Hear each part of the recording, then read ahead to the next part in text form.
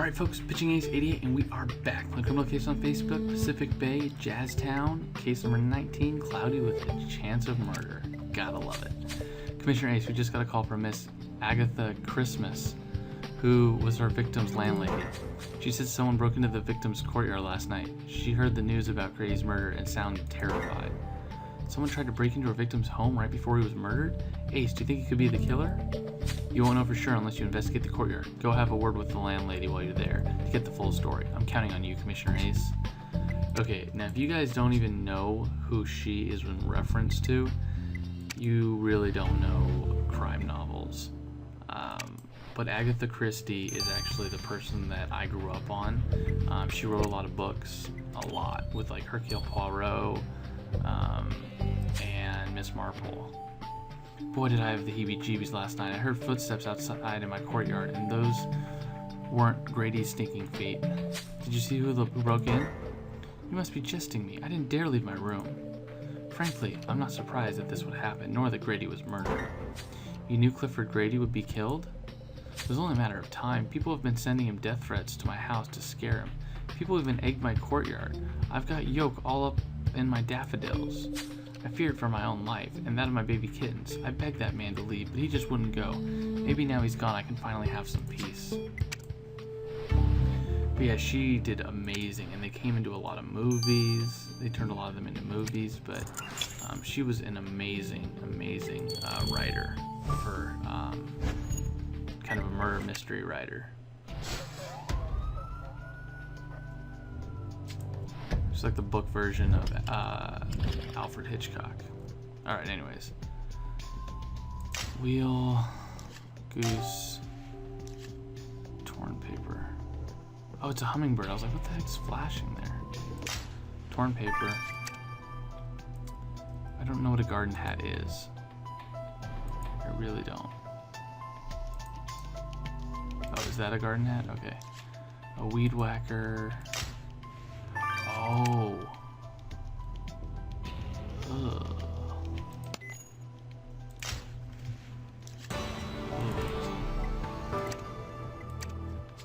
That weed whacker is the murder weapon, but holy cow. Normally ours just have like spinning things, but it's not metal, it's like plastic.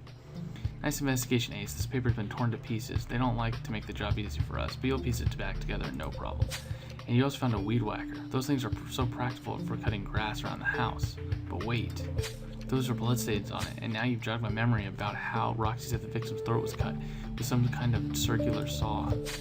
You don't think that this could be the murder weapon, do you? Ugh. I don't think I'll be trimming the lawn for a while, but I agree, Hayes. We should collect the blood sample just in case.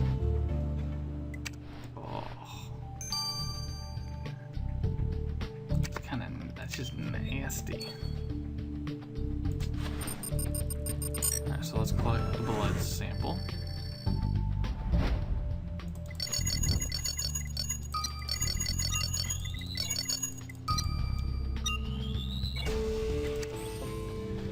You really have a gift for collecting blood samples, Ace, even off gardening tools. Is it just me or does that blood look a bit off color? Nothing you've seen before either. Alright, I'll get this to the lab for you. I'll bet you the blood's mixed with something. Oh, 6 hours. That's not bad. Watch, there's gonna be like a 15-hour one too. Alright, so we get this is urgent, obviously. From the landlady. Piecing this together. Maybe not.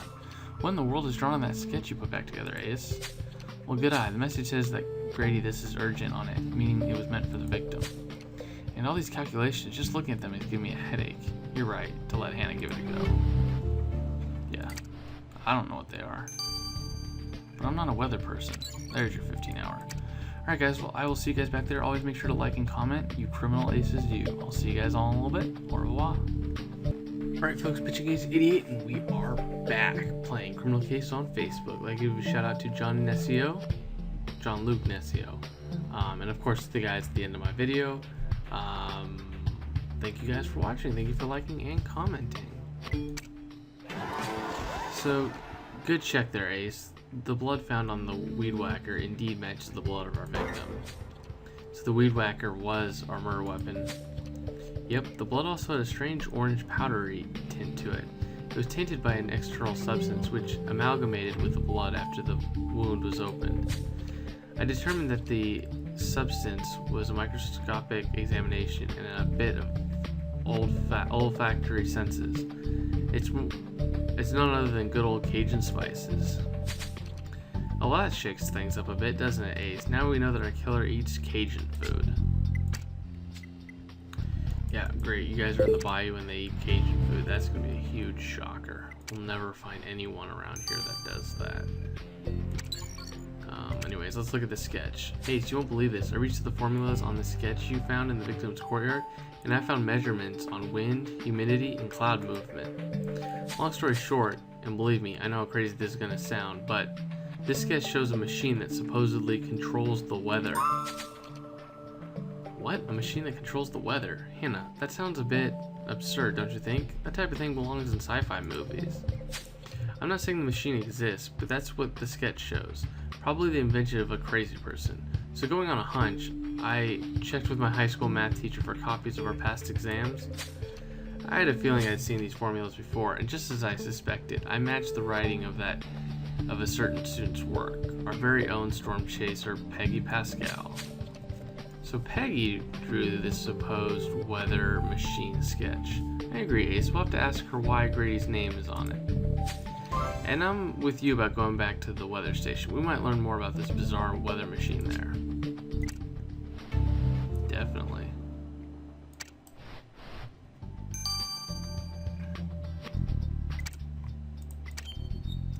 So what's up, Harry Potter? Okay, Peggy, Commissioner Ace has found a sketch that you drew of a machine that supposedly controls the weather. Was this something that you just made up? Believe me, that machine is no fiction.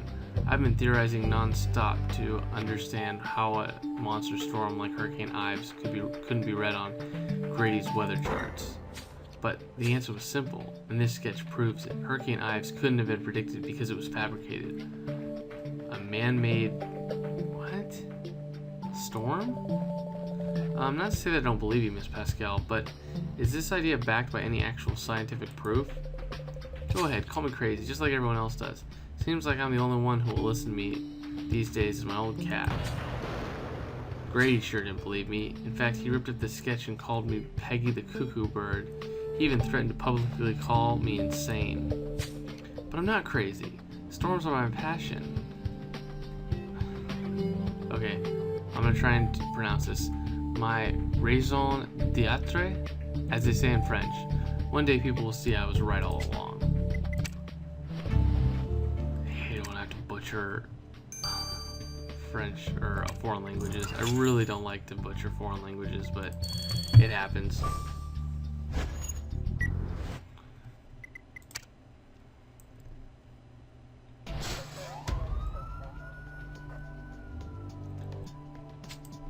Alright, what do we got here?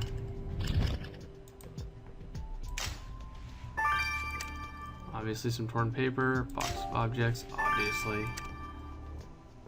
We got a raincoat, we got a cat. There's like a cat in everyone. Umbrella, and fire extinguisher.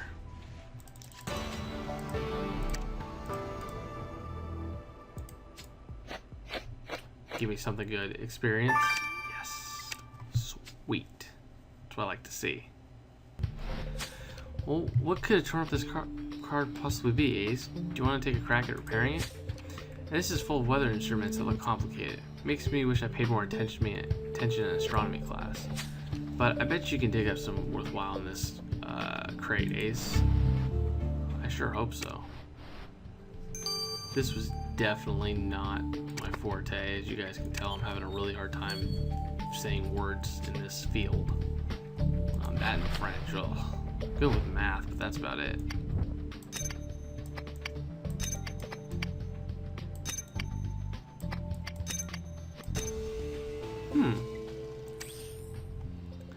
Ace, you just pieced together an invitation addressed to Clifford Grady.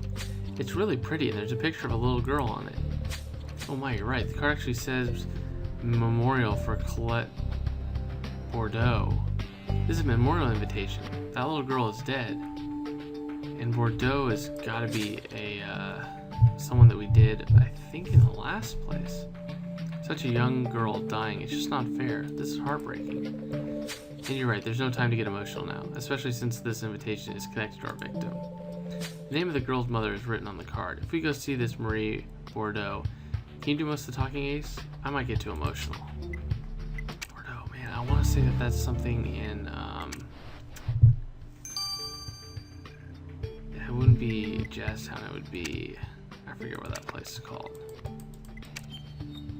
Oh, Bayou Blue, that's the one.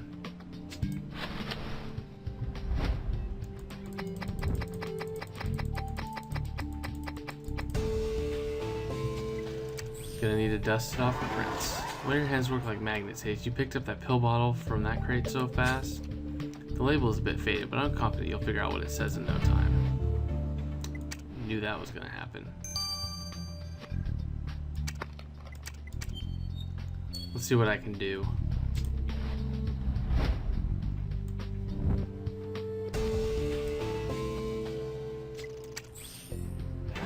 Great job revealing the text on that pill bottle, Ace. It appears as though the medication belonged to our victim. I wonder what it was. You're right, Ace. We'll leave it up to the experts to find out what those pills are. I'll send them off to the lab. Thank you, Amy. 9 hours is my guess. Yep. I'm a genius. Ms. Bordeaux, I know it must be a difficult topic, but Commissioner Ace needs to speak to you about your memoriam invitation addressed to Clifford Grady. Tell me what case this background is from. I know. Oh, my beautiful daughter Colette. She was killed in Hurricane Ives. My only child, gone. Yeah, well, we're really sorry for your loss, Ms. Bordeaux. It must be really hard on you.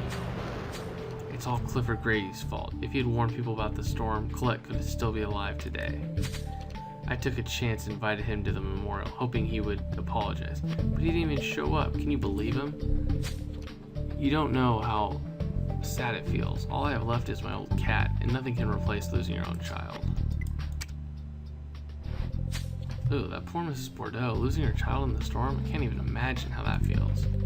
You're right, Ace. Now's not the time to get all teared up. I need to toughen up to help you get to the bottom of this case. Yeah, you do. Buck up there, soldier.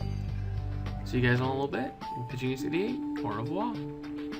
Alright folks, Pitching Ace 88, and we are back, ready to finish up chapter number 2. I'd like to give a shout out to Shiro-kun and Michaela Francine Buku. Thank you guys very much. And you guys need to like the videos a lot more. The last one only got like 140 as of this. Man, you guys are up to 200. So see you guys slipping a little bit. So because of that, I've actually waited a long time for all this stuff. So remember, if you guys like and comment more, I'll go through the chapters a lot faster.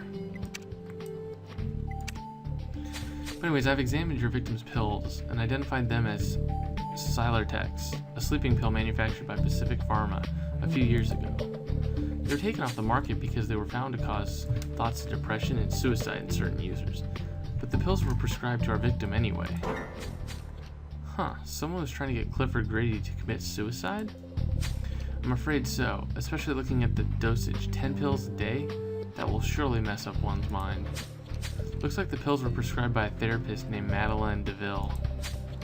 What? Madeline DeVille disliked Grady, but prescribing pills that could lead to suicide? That's a little extreme. I'm with you on this one, Ace. Let's go speak with her. There's something fishy about her, that's for sure. We've got you red-handed, Madeline DeVille. Commissioner Ace found the pills you prescribed to Clifford Grady. I'm sure you're aware that those were banned from the market. Oh please, those pills are harmless. I'd feel safe giving them to my cat. Don't believe all those medical studies. Well, that doesn't explain the dosage you gave Clifford Grady. It seems as if you wanted him to have those negative side effects in full force. Okay, sure. He asked for a slightly higher dosage, so I granted it. There's no crime in that. Yeah, I'm not so convinced. By the look on Commissioner Ace's face, I can tell you that he doesn't believe you either. Let's be real, Commissioner Ace. Nobody wanted Clifford Grady around. He's a weed, sucking the life out of everyone, especially me. I dreaded seeing him. My repulsion for him was driving me crazy. When I told him I had no open appointments, he'd show up anyways. I even considered moving back to France just to get away from him. I've never hated anyone so much in my life, but it doesn't mean I killed him. All I'm saying is whoever went through with it did everyone else a favor.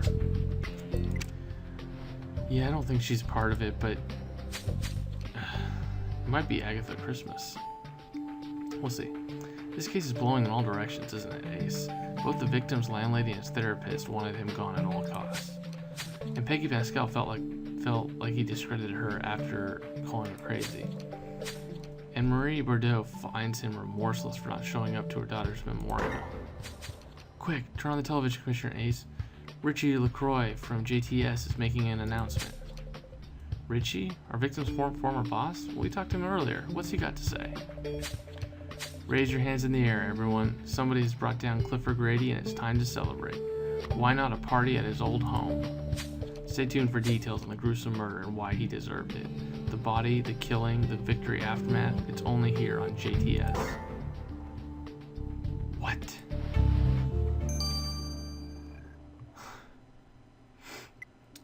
That's not what you do. That guy would get fined in today's world. But anyways, guys, I'll see you guys in the next chapter. Always like and comment. See you guys later. This has been Pitching Ace 88. Over and out.